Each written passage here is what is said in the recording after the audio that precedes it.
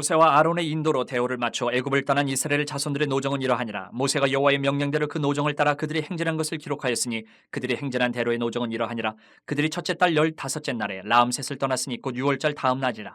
이스라엘 자손이 애굽 모든 사람의 목전에서 큰 권능으로 나왔으니 애굽인은 여호와께서 그들 중에 치신 그 모든 장자를 장사하는 때라. 여호와께서 그들의 신들에게도 벌을 주셨더라. 이스라엘 자손이 라암셋을 떠나 숫곳에 진을 치고 숫곳을 떠나 광야 끝 에담에 진을 치고 에담을 떠나 바알스보나 비하이롯으로 돌아가서 믹돌 앞에 진을 치고 하이롯 앞을 떠나 광야를 바라보고 바다 가운데를 지나 에담 광야로 사흘 길을 가서 마라에 진을 치고 마라를 떠나 엘림에 이르니 엘림에는 샘물 12과 종려 70그루가 있으므로 거기에 진을 치고 엘림을 떠나 홍해가에 진을 치고 홍해가를 떠나 신광야에 진을 치고 신광야를 떠나 돕가에 진을 치고 돕가를 떠나 알루스에 진을 치고 알루스를 떠나 르비딤에 진을 쳤는데 거기는 백성이 마실 물이 없었더라. 르비딤을 떠나 시내 광야에 진을 치고 시내 광야를 떠나 기브롯 핫다아와에 진을 치고 기브롯 핫다아와를 떠나 하스롯에 진을 치고 하스롯을 떠나 림마에 진을 치고 림마를 떠나 림몬 베레스에 진을 치고 림몬 베레스를 떠나 림나에 진을 치고 림나를 떠나 리사에 진을 치고 리사를 떠나 그엘라다에 진을 치고 그엘라다를 떠나 세벨산에 진을 치고 세벨산을 떠나 하라다에 진을 치고 하라다를 떠나 마켈롯에 진을 치고 마켈롯을 떠나 다핫에 진을 치고 다핫을 떠나 데라에 진을 치고 데라를 떠나 밑가에 진을 치고 밑가를 떠나 하스모나에 진을 치고 하스모나를 떠나 모세롯에 진을 치고 모세롯을 떠나 분에아간에 진을 치고 분에아간을 떠나 홀하기간에 진을 치고 홀하기간을 떠나 욥바다에 진을 치고 욥바다를 떠나 아브로나에 진을 치고 아브로나를 떠나 에시온게벨에 진을 치고 에시온게벨을 떠나 신광야 곧 가데스에 진을 치고 가데스를 떠나 에돔 땅 변경의 호르산에 진을 쳤더라. 이스라엘 자손이 애굽 땅에서 나온 지 40년째 5월 초하루에 제사장 아론이 여호와의 명령으로 호르산에 올라가 거기서 죽었으니 아론이 호르산에서 죽던 때의 나이는 123세였더라.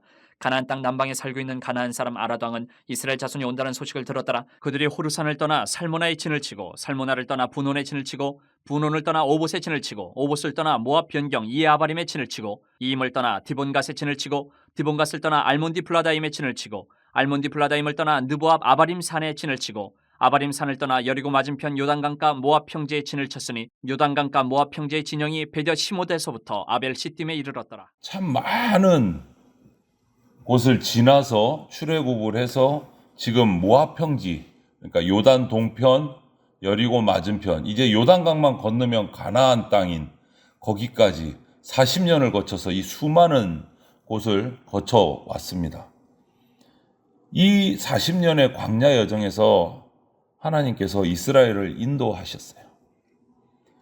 광야라는 곳이 저도 한번 여행을 가서 나가봤지만 사람이 살기에는 정말 살 수 없는 환경이에요. 너무너무 뜨겁고 메마르고 물이 부족하고 또 먹을 것도 부족하고 쉽지 않은 곳인데 이 광야 생활 너무 그것을 40년을 했어요.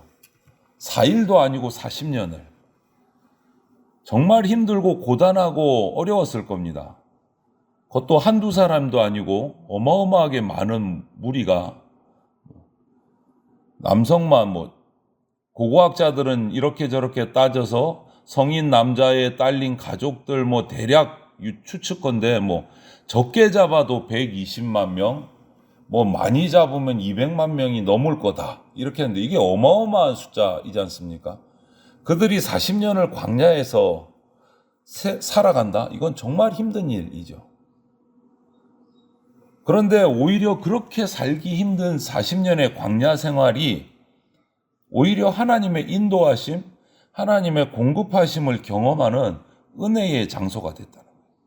농사 지을 수도 없고, 목축을 할 수도 없고, 집을 지을 수도 없고, 어디 우물을 파서 우물을 기를 수도 없고, 옷을 만들어서 입고 이렇게 아무것도 할 수 없는 장소에서 40년 그 어마어마하게 많은 인원이 하나님의 인도하심, 하나님의 공급하심으로 굶지 않고 말라 죽지 않고 살아남았다. 그래서 지금 요단강 동편까지 왔다. 엄청난 은혜인 거예요. 그런데 우리 역시도 마찬가지예요. 이스라엘 백성처럼 불가능한 장소에 살아갈 때도 있고 어려운 장소에 살아갈 때도 있고 험난한 여정, 인생의 여정을 걸어갈 때도 있습니다. 하지만 그 여정에서 우리가 잊지 말아야 할 것은 그리스도인은 하나님이 언제나 인도하고 보호하고 계신다라는 사실이죠. 오늘 6장 22절, 출애굽기 6장 22절에도 나와 있고 오늘 말씀 1절에도 나와 있는데요. 모세와 아론의 인도로 대오를 갖추어 애굽에서 나왔다. 그냥 얼떨결에 우르르 막 몰려 나온 게 아니고 대오를 갖추어서 나왔다. 여기서 대오를 갖추어서 나왔다는 이 말을 우리가 생각을 잘 해야 돼요. 대오를 갖추었다 이 말은 주로 군인들에게 적용되는 말이에요. 좌우 줄을 맞추고 딱 열을 맞춰서 군인들이 행진하고 행군하는 것처럼 나왔다라는 거예요. 대오를 갖추어서 나왔다. 1절에. 이것은 하나님께서 이스라엘 백성들을 노예로 부르신 것도 아니고 난민으로 불러내신 것도 아니고 우르르 불러내신 것도 아니고 하나님 나라의 백성 거룩한 군사로 불러내셨다. 대오를 줄을 맞추어서 나왔다. 하나님은 이스라엘 백성을 그냥 불러내신 것이 아니고 말씀을 주셔서 악과 싸워서 이기도록 군사로 불러내셨다. 단순하게 우르르 나온 게 아니고 대오를 오와 열을 맞추어서 나왔다. 하나님의 거룩한 군사로 명령에 순종하고 하나님 나라를 세우고 하나님 나라를 지키기 위해서 싸워야 되는 민족으로 택함받아 나왔다. 출애굽은요, 영적인 전쟁이에요. 단순하게 노예로 살던 한 민족이 해방돼 가지고 자유를 얻었다 이 정도에서 끝나는 게 아니고 출애굽은 영적 전쟁의 의미가 있어요. 이스라엘의 성기는 하나님만이 여호와 하나님만이 유일한 신이고 신 중의 신이다라는 것을 알리신 사건이 출애굽 사건이에요. 출애굽 사건 너무나 잘 알지 않습니까? 그 애굽을 심판하고 열 재앙을 통해서 애굽을 완전히 심판하시고 이스라엘 백성이 나오게 해주셨어요. 그 열 재앙을 다 살펴보면 특징이 뭐냐? 애굽 사람들이 섬기던 신들을 다 망하게 만드신 사건이 열 재앙이라는 거예요. 여러분, 진짜가 오면 가짜는 가짜라는 게 들통날 수밖에 없는 거예요. 수많은 신들이 최고라고 애굽은 섬겼지만 하나님이 애굽을 치시니까 가짜 신들은 다 들통나는 거예요. 진짜 신이신 하나님의 능력 앞에 모든 우상들은 그냥 다 죽는 거예요. 허탈한 거예요. 이렇게 엄청난 기적과 은혜를 체험하고 이스라엘이 광야로 나와서 그 40년의 여정을 시작을 했습니다. 그 40년은 금방 말씀드렸듯이 은혜를 경험하는 시간이었고 하나님이 살아계신 것을 경험하는 시간이었고 하나님의 능력이 얼마나 위대한지를 경험하는 시간이었어요. 그렇게 출애굽한 이스라엘이 처음 도착한 곳이 어디입니까? 홍해. 뒤에는 애굽 군사가 따라오고 앞에는 홍해 바다가 가로막고 있고 그런데 하나님이 걸어서 건너도록 은혜를 기적을 베푸셨습니다. 그리고 라암셋을 출발했습니다. 라암셋은 이스라엘의 군사의 핵심지예요. 이스라엘이 아니고 애굽의 군사의 핵심지예요. 그리고 반대로 이스라엘은 거기서 엄청난 노예로서 핍박을 당하고 노동에 시달렸던 곳이 라암셋이에요. 그 라암셋을 떠나서 홍해를 건너므로 출애굽이 시작된 거예요. 보니까 여러 장소가 나옵니다. 숫곳, 에담, 애굽의 추격을 받았던 곳, 생존의 위협을 받았던 곳, 그리고 홍해를 바다를 갈라서 걸어서 건너고 이런 모든 과정들을 볼 때 하나님이 역사하시면 길은 열린다. 그렇게 광야로 들어갑니다. 오늘 과정을 보니까 엘림을 떠나서 홍해가로, 홍해가에서 신광야로, 신광야에서 돕가로, 알루스로, 르비딤으로, 시내광야로 장소마다 성경을 보면 이스라엘이 거기서 겪었던 사건들이 기록이 되어 있어요.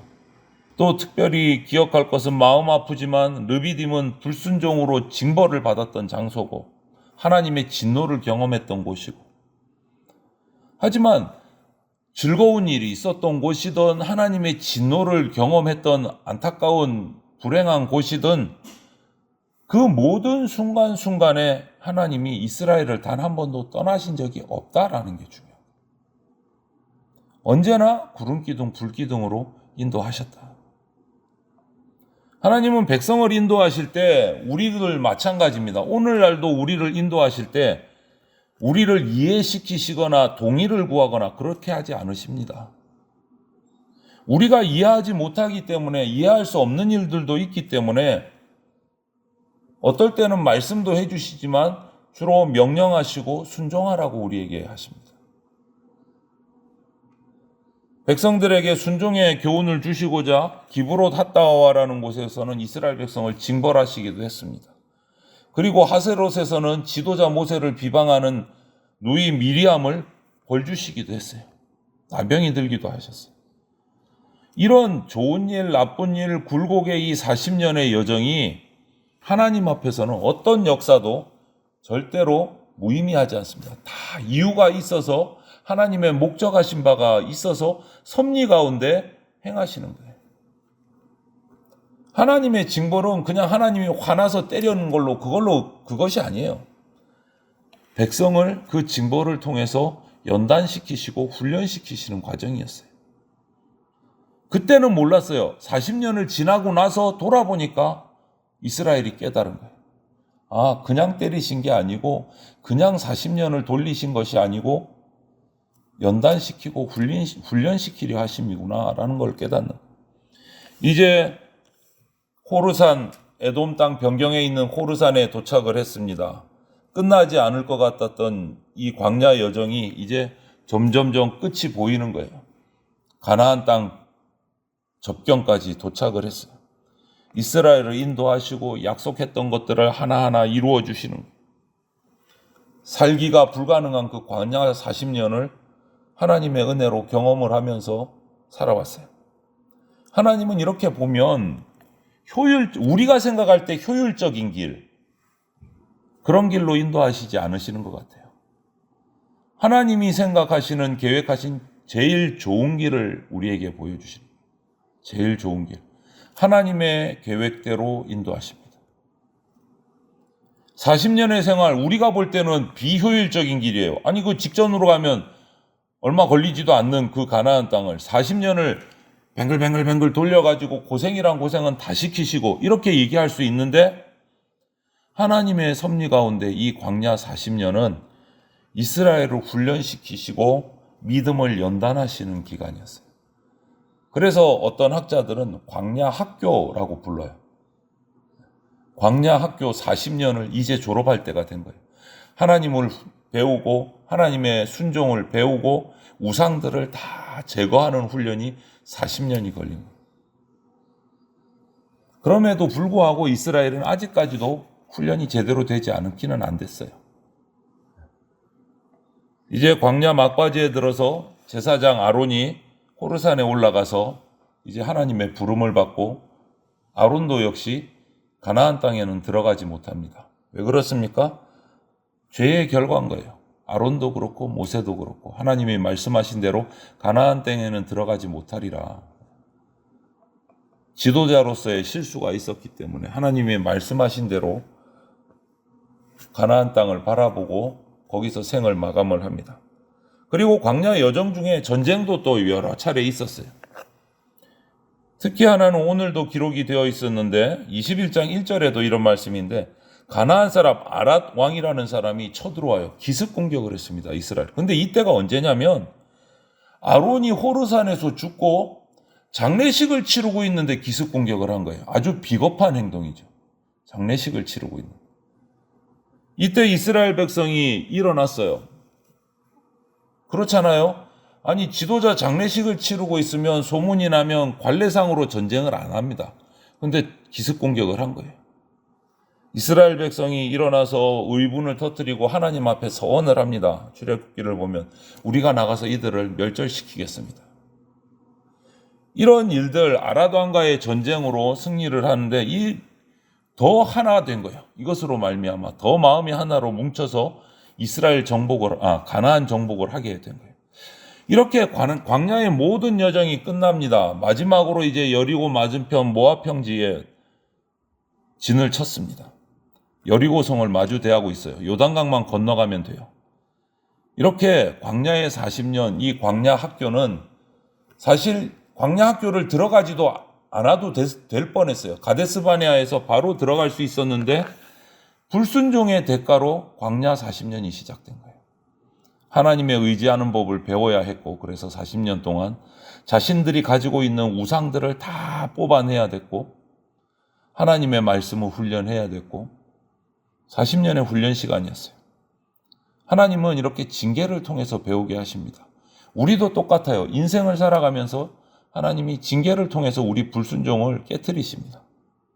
고달픈 시간을 보냈지만 그 가운데서도 하나님은 놓지 않고 이스라엘을 다 채워주셨어요. 필요를. 광야 여정은 이렇게 이스라엘을 불순종을 빼고 우상도 빼고 그 자리에 하나님을 채우는 시간이었어요. 여러분, 이렇게 좋은 신앙을 가지는 것은 좋은 기억력이 필요합니다. 하나님이 나에게 하신 일, 나에게 베풀어 주신 은혜들을 잊어버리면 우리 신앙은 뒷걸음질 쳐요. 보십시오. 이스라엘이 출애굽할 때 10재앙을 통해서 출애굽을 한 일, 홍해를 걸어서 건넌 일, 불기둥과 구름기둥으로 인도해 주신 일, 만나와 메추라기로 배불리 먹으면서 40년을 지낸 일, 이 기타 등등 모든 것들이 하나님의 은혜였다는 것을 기억해야 돼요. 우리 인생도 한번 되돌아보셔야 돼요. 내가 이렇게 어려운 일을 겪을 때마다 어떻게 지금까지 왔을까? 하나님의 은혜였다는 것을 우리 잊으면 안 된다. 우리 인생 여정에도 그런 포인트들이 있어요. 구원하신 은혜, 인도해 주시는 은혜, 이런 것들을 우리가 잊지 않을 때 우리의 믿음도 잃어버리지 않을 수 있고 광야 같은 세상에서도 쓰러지지 않고 걸어갈 수 있다. 그래서 오늘 이 이스라엘의 광야 여정을 우리가 돌아보면서 오늘 하루도 저와 여러분들이 하나님께서 우리에게 베푸신 은혜들을 잊지 말고 기억하면서 믿음으로 이 험한 광야 같은 이 인생의 하루의 삶도 하나님 앞에서 기쁨으로 살아내시는 그러한 복된 백성들이 다 되시기를 주님의 이름으로 축원을 드립니다. 아멘.